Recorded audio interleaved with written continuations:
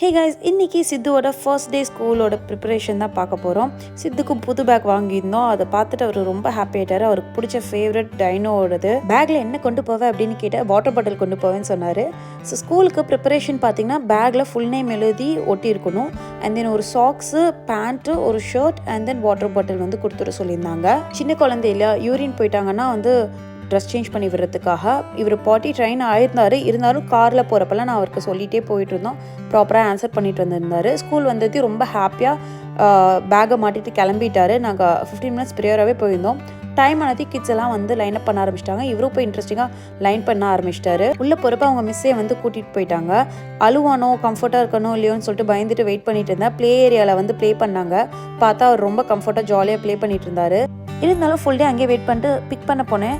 சக்ஸஸ்ஃபுல்லாக ஸ்கூலை first day explore பண்ணிட்டு வந்த ஹாப்பினஸோட ஓடி வந்து கட்டி பிடிச்சிட்டாரு. இந்த மாதிரி நெக்ஸ்ட் என்ன எக்ஸ்ப்ளோர் பண்ண தெரிஞ்சுக்க சப்ஸ்கிரைப்.